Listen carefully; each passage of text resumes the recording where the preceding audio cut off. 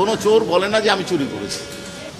সাবেক প্রধানমন্ত্রী শেখ হাসিনা, সাবেক স্বরাষ্ট্রমন্ত্রী আসাদুজ্জামান খান কামাল এর মামলায়, অর্থাৎ জুলাই আগস্ট গণ অভ্যুত্থানের সময় পরিচালিত যে মানবতা বিরোধী অপরাধ সংগঠিত হয়েছে, সেই বিচারের ৩৬তম সাক্ষী অ্যাপ্রুভার চৌধুরী আবদুল্লাহ আল মামুনের জেরা শুরু হয়েছে সকাল থেকে। ডিফেন্সের পক্ষ থেকে তাকে জেরা করা হয়েছে। জেরাতে মূলত যে বিষয়গুলো সম্পর্কে উনি জেরা করেছেন, 2018 সালের নিশিরাতের নির্বাচনে কার কি ভূমিকা ছিল, কার মাধ্যমে এই নিশিরাতে ভোট প্রদান করা হয়েছিল, তাদের বিরুদ্ধে উনি কী ব্যবস্থা নিয়েছেন এ সম্পর্কে প্রশ্ন করেছেন। এছাড়াও চেন অফ কমান্ড ব্রেক করে পুলিশের কোন কোন অফিসার কীভাবে স্বরাষ্ট্রমন্ত্রী আসাদুজ্জামান খান কামাল সাহেবের বাসায় নিয়মিত বৈঠক করতেন তার বর্ণনা আবারও উঠে এসছে।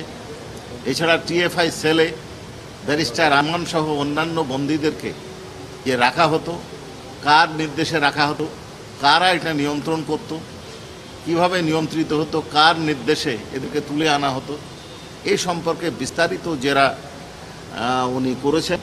বাকি অংশ এখনও জেরার বাকি আছে। এখন আর যে বিষয়গুলো আপাত দৃষ্টিতে আমার কাছে মনে হয়েছে বাকি আছে, সেটা হচ্ছে জুলাই গণ অভ্যুত্থান চলাকালীন সময় স্বরাষ্ট্রমন্ত্রীর ভূমিকা, প্রধানমন্ত্রীর ভূমিকা, তাদের নির্দেশ, তাদের কার্যকলাপ এ সম্পর্কে উনি বিস্তারিত জেরা করবেন বলে আমরা আশা করছি। এখন পর্যন্ত যে জেরা সম্পন্ন হয়েছে তাতে মূলত সাবেক স্বরাষ্ট্রমন্ত্রীর সাথে সম্পর্কিত জুলাই গণ অভ্যুত্থানের আগে যে সমস্ত বিষয়গুলো ছিল সেগুলো নিয়ে উনি জেরা কমপ্লিট করেছেন। টিএফআই সেলে স্বরাষ্ট্রমন্ত্রী এবং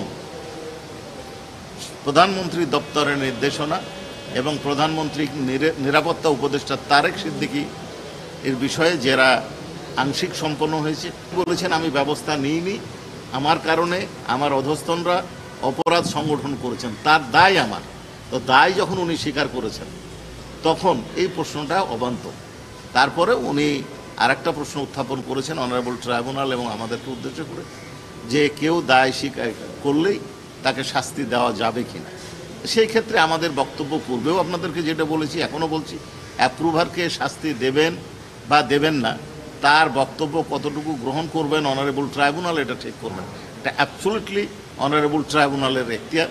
এইখানে আমাদের করণীয় কিছু নয়। আমরা শুধুমাত্র তার বক্তব্য বিবেচনা করে, তার যে বক্তব্যটা এখানে দিয়েছে, জেরা যেটা হয়েছে আর্গুমেন্টের সময় জেরা এবং জবানবন্দি এবং আমাদের যে কেস, সেই কেসটার তুলনামূলকভাবে উনি যে অঙ্গীকারে অ্যাপ্রুভার হয়েছেন, অর্থাৎ পূর্ণাঙ্গ সত্য প্রকাশের অঙ্গীকারে উনি অ্যাপ্রুভার হয়েছেন, সেইটা প্রকাশিত হয়েছে কিনা সেটা আমরা আর্গুমেন্টে বলবো। আমাদের কাছে এখন পর্যন্ত মনে হয়েছে উনি যে জবানবন্দি দিয়েছেন তাতে উনি পূর্ণাঙ্গ সত্য প্রকাশ করেছেন।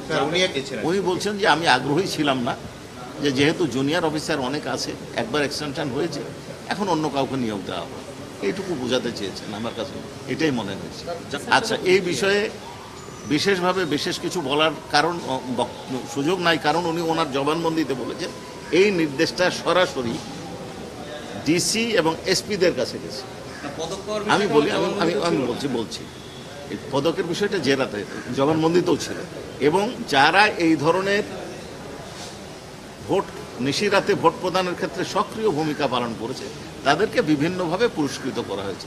এই বিভিন্ন শব্দটারই ব্যাখ্যা এখানে আসছে, যে এই পদকটা আপনিও পেয়েছেন কিনা। উনি বলেছেন যে হ্যাঁ আমি একটা পদক পেয়েছি, তবে সেইটা ওই কারণে না অন্য কারণে সেটা আমার কাছে এখন যে আমার মানে সার্ভিসের যে তথ্য যেখানে থাকে সেইটা না দেখে এই মুহূর্তে বলতে পারবো না যে ঠিক ওই কারণেই আমাকে পুরস্কার দেওয়া হয়েছে কিনা। কারণ পুরস্কার বিভিন্ন কারণে কাউকে দেওয়া হচ্ছে। কারণ হচ্ছে আপনারা জানবেন যে ভোট চুরি করা হয়েছে, এই জন্য কাউকে পদক দেওয়ার কোনো সুযোগ নাই, এলে কেউ দেও না। কোনো চোর বলে না যে আমি চুরি করেছি। এখনও আমি ওই কথাতে আবার বিরক্তি করছি, আবার বলছি যে হয় এই মাসের শেষ সপ্তাহে অথবা আগামী মাসের প্রথম সপ্তাহে আমাদের প্রসিকিউশনের সাক্ষ্য গ্রহণ শেষ হবে।